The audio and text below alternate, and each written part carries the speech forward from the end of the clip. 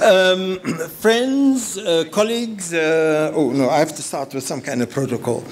Minister Hanekom and Trish Hanekom. Minister Hanekom, the deputy ministers who are present here, the number of ambassadors, and I don't want to blunder, or should I blunder no, Mohammed indicates no, don't blunder by mentioning names. Him and the minister will do that. A number of kind of important people, you know, gosh, okay, so the state law advisor, no, he's no longer the state law advisor, I learned, okay, fine, he's deputy chair of the Competitions Commission. And then there's all the board members of BDS, and in typical, I get a bit annoyed with it, because sometimes I want to feel important, but in typical Mohammed Desai style, he doesn't put his name on the program. But okay, I don't care if you want to be modest with yourself. But the name of the chairperson of the board, you know, you should put on. But no, we're into modesty, we are comrades, we treat each other equally, we are all.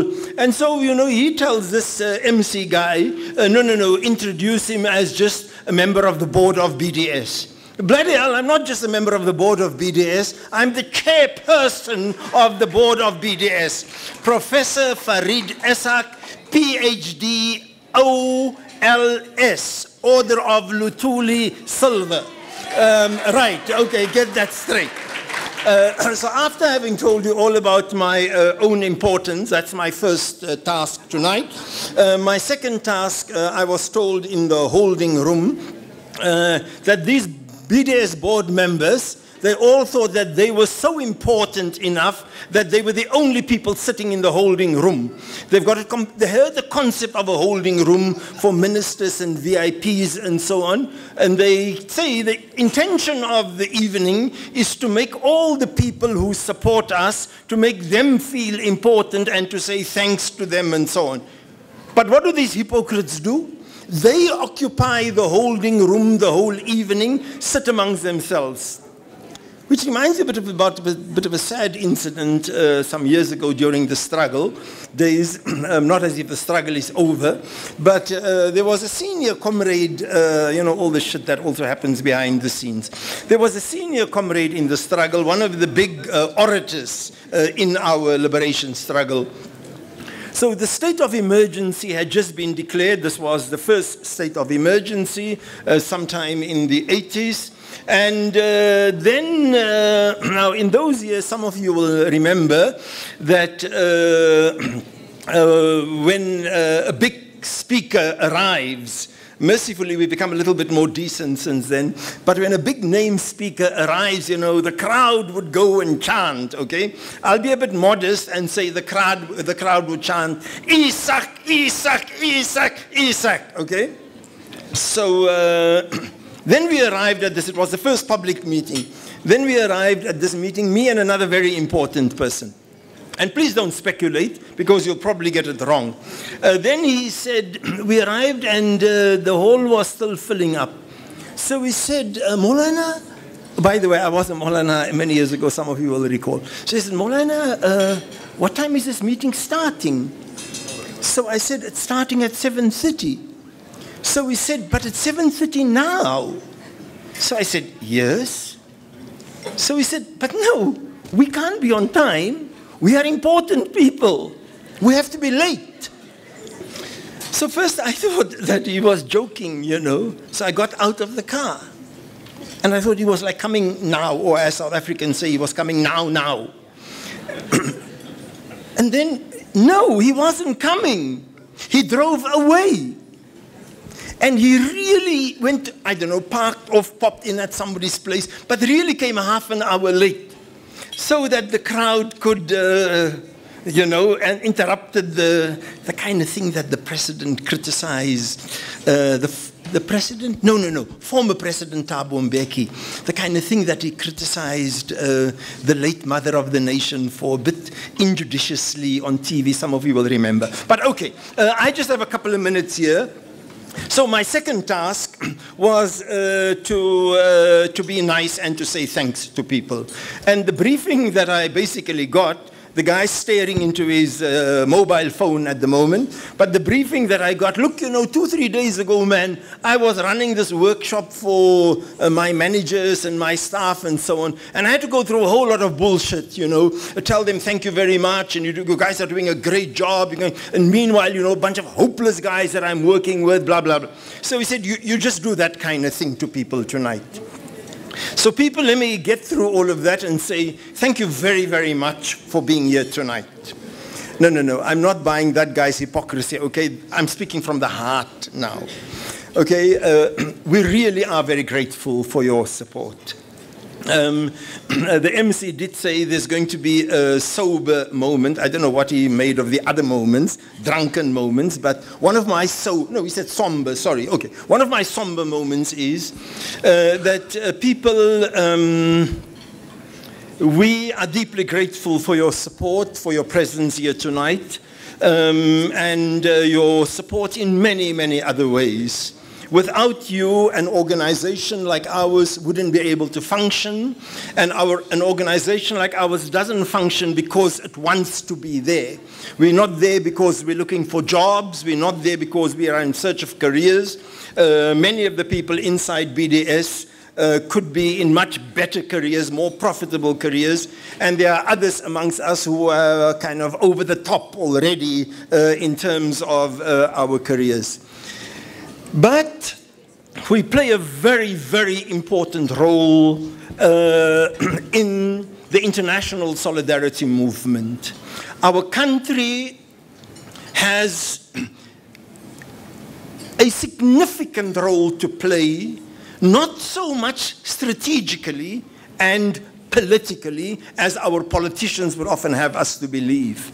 But we've got a huge moral capital that this country and its people were found on the right side of history. Many of those who are present here tonight will know that we were privileged to be part of two huge processes. The one was seemingly negative, to play a role in the destruction of apartheid, to play a role to an end to the privileging of people on the basis of their race and ethnicity.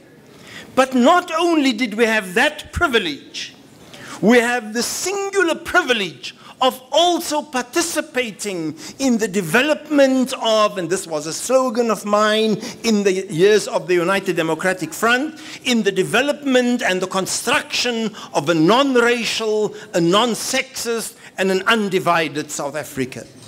So we are part of an enormously privileged generation. But when we realize that we arrived where we are not on our own, this Western capitalist idea of what a human being is, I am who I am because of me. I made it in life. I am a successful this and a successful that. You don't even have to say, you know, you just have to say, he's a successful guy. And people know they mean money. That is how human beings are valued. We are a people who've arrived where we have arrived because of others. People in Lusaka, people in Zimbabwe, people in Mozambique, people in Namibia, people in Angola, our neighbors around us. How they suffered for our people. The people in the Arab world who trained our people in the armed struggle. The people in Europe, in Denmark, in Finland, in the UK, in Germany, in Sweden, people who gave their last bits of money in church donations to our people who marched on the streets of London, throughout the world, the USA. Not governments, ordinary people. We are the product of that ordinary church goer in Denmark who contributed to our liberation struggle. We are the product of that ordinary activist in the streets of Harare, the governments of Zimbabwe, Mozambique, Angola, Namibia, and so on. This apartheid regime invaded those countries, destroyed their economies, so that our people may be free. And so when we acquired our freedom, we recognized that we owe a debt to the world. And because there are only 24 hours in a day, we can't be everywhere. BDS is a part of a larger internationalist movement. The people of the Sahrawi Republic, the people of the Global South, the people resisting different forms of imperialism, the people of Cuba, the people of Palestine. We may have singled out a particular entity for our struggle, for our efforts, but we're part of a larger. And this is why I'm so delighted that there are so many ambassadors present from other countries tonight. So the one was our debt to where we come from, to our comrades in different parts of the world. But it's not just a question of our debt to where we come from and to where we have arrived. It is a question of acknowledging that our country cannot be built if people in the rest of the world are still captured. So people, our enemies are many, particularly, and I know that there are many politicians that have to be more careful than what I'm not a diplomat, I'm not a politician. The vengeance with which the United States is marching on and punishing people throughout the world who doesn't want to march to their beat. So the struggle against imperialism, the struggle against colonialism, all of that stuff continues. And so we inside BDS, we're grateful to be part of that struggle, and at the same time, we're grateful for your support. Both your purchasing of tables, your presence here tonight. Without your support, we wouldn't have been where we are. One last word, people. The South African role in solidarity with the Global South, in solidarity with countries in the world who are resisting imperialism. On the whole, people have an enormous amount of respect for our foreign policy positions. Most of the time, we get it right. There is a gap between the people of our country, the ruling party, and the voices inside the ruling party, the unanimous voice. I mean, look, people, what is not clear about unconditional and immediate? When the ruling party, the African National Congress, passes a resolution asking for the immediate and unconditional downgrade of our diplomatic relations with Israel, what is so difficult about it? Anyway, it's nearly 1 year now. December is around the corner, and then we'll all be at, there isn't this, all this TV drama and Nkosazana Zuma and CR17. None of that will be, so it'll be holiday time, and there'll be few of us to mourn the passing of a year without any decisive action on the part of the ruling class, on the part of the ruling party. Gosh, was that a Freudian slip when I said ruling class? No, I meant ruling, I meant party, okay? So, people, I don't want to get too serious. I